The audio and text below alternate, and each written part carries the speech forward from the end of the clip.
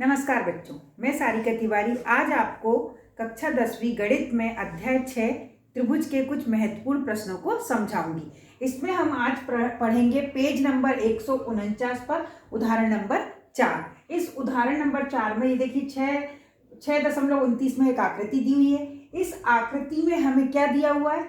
यदि P Q समांतर, इस चिन्ह को समांतर पढ़ते हैं, पी क्यू समांतर है आर एस के, तो हमें सिद्ध करना है कि त्रिभुज पी ओ क्यू, ये इसे समरूप पढ़ते हैं, पी ओ क्यू समरूप है त्रिभुज एस ओ आर के। हमें समरूप सिद्ध करना है।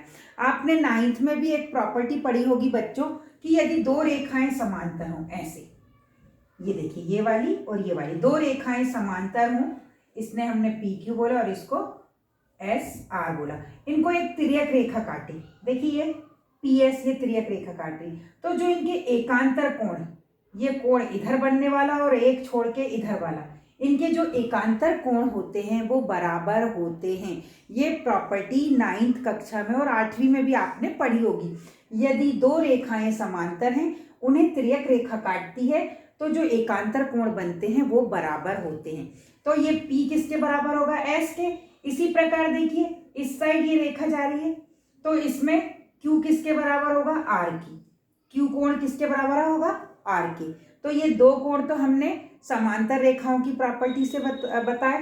और आपको एक और प्रॉपर्टी आपने पढ़ी होगी कि दो रेखाएं एक दूसरे को प्रतिच्छेद करें। देखिए ये PS रेखा और ये QR रेखा, ये एक दूसरे को प्रतिच्छेद कर रहे हैं। जब दो रेखाएं एक दूसरे को प्रतिच्छेद करती हैं तो शीर्षाभिमुख कोण बनते हैं। इस कोण का शीर्षाभिमुख कोण ये वाला है, इसका ये वाला है, ठीक है। तो जब भी ये शीर्षाभिमुख कोण बनते हैं तो ये आपस में कैसे होते हैं? बराबर होते हैं। तो हमारे चित्र में ये वाला कोण इस कोण के बराबर होगा। क्यों? क्योंकि ये शीर्षाभिमुख कोण बन रहे हैं। तो जो हमने समझा, इसके द्वारा हम इस बात, किसी भी प्रश्न को सिद्ध करने के लिए हमें 4 बातों की आवश्यकता होती है। एक दिया है, सिद्ध करना, रचना और उत्पत्ति।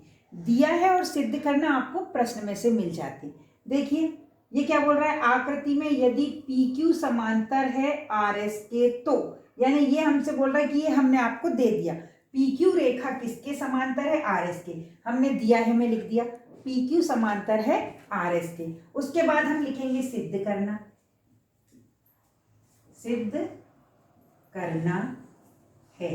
क्या सिद्ध करना है हमें? ये लिखा है त्रिभुज पी ओ क्यू समरूप है त्रिभुज, ये समरूप का निशान है, त्रिभुज पी ओ क्यू समरूप है त्रिभुज एस ओ आर के। हम त्रिभुज ना लिख के उसके लिए ऐसा साइन यूज करते हैं, ये त्रिभुज का सिंबल है, ठीक है।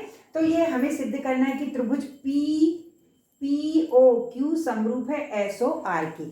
जैसा कि हमने आपको जो आपके प्रतिबंध हैं उसमें से हम समरूप त्रिभुजों को समरूप बताने के लिए बहुत से प्रतिबंध हैं, उनमें से हम एक प्रतिबंध का उपयोग करेंगे कि किसी त्रिभुज में यदि हम दो त्रिभुज को समरूप बता रहे हैं तो एक त्रिभुज के तीनों कोण दूसरे त्रिभुज के तीनों संगत कोणों के हम बराबर बता दें तो वो त्रिभुज आपस में समरूप हो जाएंगे। हम इस प्रॉपर्टी का उपयोग इस प्रश्न को सिद्ध करने में करेंगे, जो कि मैंने आपको अभी यहाँ पर समझाया, ठीक है। हम इसकी उत्पत्ति में क्या लिखेंगे?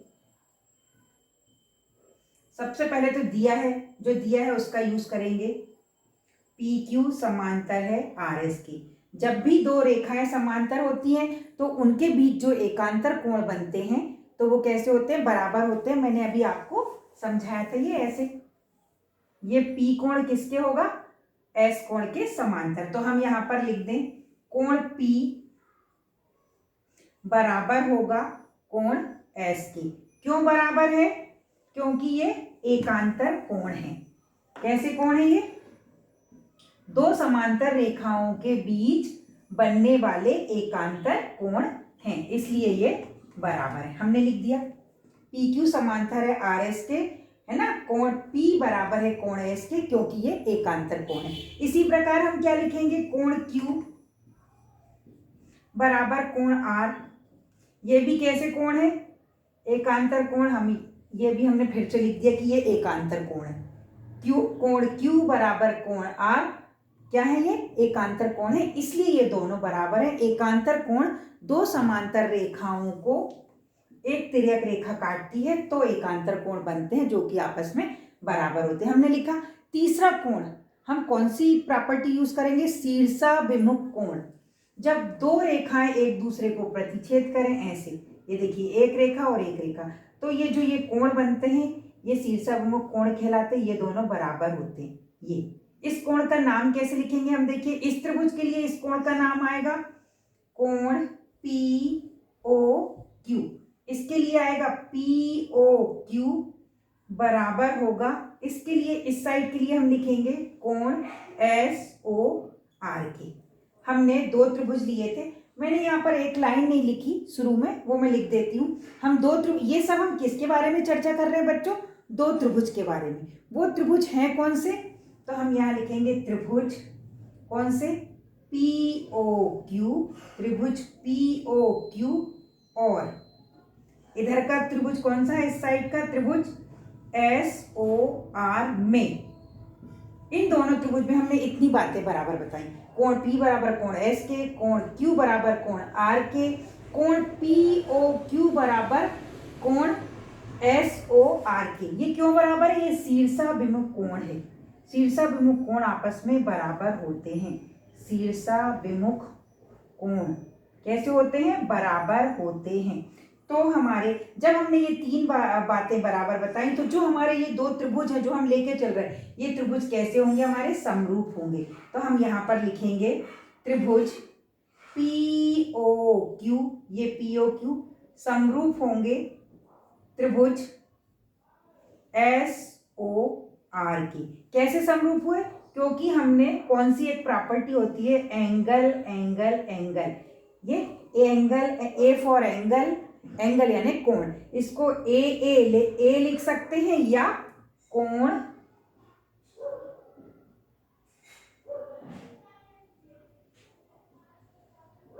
कोण प्रतिबंध से, प्रतिबंध से, ठीक। इति सिद्धम, ये प्रश्न हमने सिद्ध किया, प्रूफ किया है ना, इति सिद्धम। हमने ये प्रश्न देखा। अब इसके ही अगले पेज पर एक और प्रश्न है आपका, बहुत ही इंपॉर्टेंट है, ये 2019 में आया था और इस साल भी हो सकता है कि ये प्रश्न आए। आप देख रहे होंगे ये उदाहरण नंबर 5 है, पेज नंबर ये 149 पे था पहले वाला, ये 150 पे है, जो कि 2019 में आया है। इसमें ये चित्र बना हुआ है, आपको दो त्रिभुज दिख रहे हैं, एक ABC और दूसरा है PQR। इसमें हमें कोण P का मान ज्ञात करना है, कोण P का मान ज्ञात करना है। हमें पता है कि यदि दो त्रिभुज समरूप हों, हम दो त्रिभुजों को यदि समरूप बता दें तो उनके जो संगत कोण होते हैं वो क्या होते हैं, बराबर होते हैं, और उनकी जो संगत भुजाएं हैं वो समानुपातिक होती हैं, ठीक। तो हम इन दोनों त्रिभुजों में क्या करेंगे, इनकी संगत भुजाओं को समानुपात में बताने की कोशिश करते हैं। चलिए हम इस प्रश्न को हल करेंगे। सबसे पहले अपन इसमें क्या करें, ले लें त्रिभुज, हमने त्रिभुज ABC और त्रिभुज अपन ने कौन सा लिया, एक त्रिभुज PQR में हम इनकी संगत भुजाओं का अनुपात लें। संगत भुजा कौन सी होगी, देखिए BC के बटे में BC की संगत भुजा PQ होगी, उसके बाद AB की संगत भुजा QR होगी, ये QR, ये वाली। अब आपको लग रहा होगा संगत भुजा तो इस साइड लिखी होना था, पर यदि आप चित्र को घुमा के देखेंगे तो देखिए ये वाली भुजा थोड़ी अलग लग रही है और ये वाली अलग लग रही है, जो इसके जैसी है, PR के जैसी AC है, ठीक। तो हमारी BC की संगत भुजा PQ, ये हमने बटे में ले लिया। फिर AB की संगत भुजा आपकी कौन सी है, AB की संगत भुजा QR, और उसके बाद AC की, ये AC की संगत भुजा आपकी कौन सी हो गई, PR। हम देखेंगे अनुपात बराबर आ रहा है कि नहीं। यदि हमने ये तीनों अनुपात को बराबर बता दिया तो ये त्रिभुज कैसे होंगे, समरूप, और समरूप त्रिभुज के संगत कोण क्या होते हैं, बराबर होते हैं, ठीक है। तो हम इसको करें, BC कितना है जल्दी से बताइए, हाँ 6, ये 6, PQ कितना है 12, बराबर, AB कितना है 3.8 और ये 7.6 आपका, QR 7.6, AC 3 करनी 3 और ये आपका PR कितना है 6 करनी 3, करनी 3 से करनी 3 ये कट गया, और 3 एकम 3, 3 दूनी 6, ये भी 1/2 आ गया। देखिए 6 एकम 6, 6 दूनी 12, हमने इसे काटा तो ये भी 1/2 आ गया।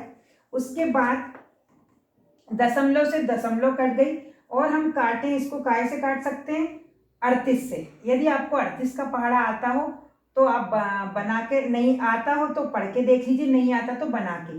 38 एकम 38, और 38 का पहाड़ा 2 बार पढ़ते हैं तो 76 आता है। 38 एकम 38, 38 दूनी 76। यानी आपने तीनों को देखा, देखो तीनों भुजा, एक त्रिभुज की तीनों भुजा उसके संगत भुजाओं का अनुपात निकाला, बराबर आ गया 1/2, 1/2, 1/2। यानी दोनों त्रिभुज कैसे हैं, बराबर समरूप है। सॉरी, दोनों त्रिभुज कैसे हैं, समरूप हैं। यदि दो त्रिभुज की संगत भुजाओं का अनुपात समानुपातिक निकल आए तो वो त्रिभुज कैसे होते हैं, समरूप होते हैं। इसका मतलब त्रिभुज ABC समरूप है त्रिभुज PQR की। और हमें पता है यदि त्रिभुज समरूप है तो उनके संगत कोण क्या होते हैं, बराबर होते हैं। हमें इस कोण P का मान ज्ञात करना है। ये P कोण किसके समरूप होगा, C के। हम लिख दें कोण जो C बराबर कोण P होगा, यानी कोण P का मान, जो हमें P का मान ज्ञात करना है, P का मान किसके बराबर होगा, कोण C के। इस कोण P का मान हमें ज्ञात करना है। P का मान क्या होगा, जो C का मान है। ठीक, तो हम त्रिभुज P का मान ज्ञात करने के लिए इस वाले त्रिभुज का प्रयोग करेंगे। आपको पता है त्रिभुज के तीनों कोणों का योग क्या होता है, 180 अंश। यहाँ पर कोण A और B दिए हुए हैं, देखिए 80 और 60। यहाँ से हम C ज्ञात कर लेंगे, और जो C का मान आएगा वही P का मान है। तो आप लिख दो त्रिभुज के तीनों अंतः कोणों का योग, अंतः कोणों का योग क्या होता है, 180 अंश होता है। ठीक है, त्रिभुज के तीनों अंतः कोणों का योग 180 अंश होता है। कौन से तीन, ये लिख दिया हमने, A, कोण B, कोण C बराबर 180 अंश। इसके हम मान रख दें, A का मान 80 अंश, B का मान 60 अंश, कोण C हमें नहीं मालूम, बराबर से 180 अंश। हम दोनों को जोड़ के पक्षांतर कर दें, 80 और 60 कितना होगा, 140 अंश। 140 का पक्षांतर कर दें।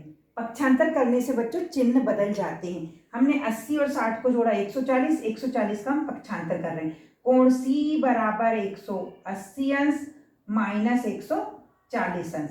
140 में से 80 गए तो कितना आएगा, C बराबर 40 अंश। और देखिए जो C का मान है वही कोण P का मान है, तो हमारा कोण P बराबर कितना आया, 40 अंश आया। इस प्रकार हमने कोण P का मान ज्ञात कर लिया है। ये दोनों प्रश्न हमने देखे बच्चों, ये दोनों प्रश्न ही बहुत इंपॉर्टेंट हैं, तो आप इन्हें अच्छे से तैयार करिएगा।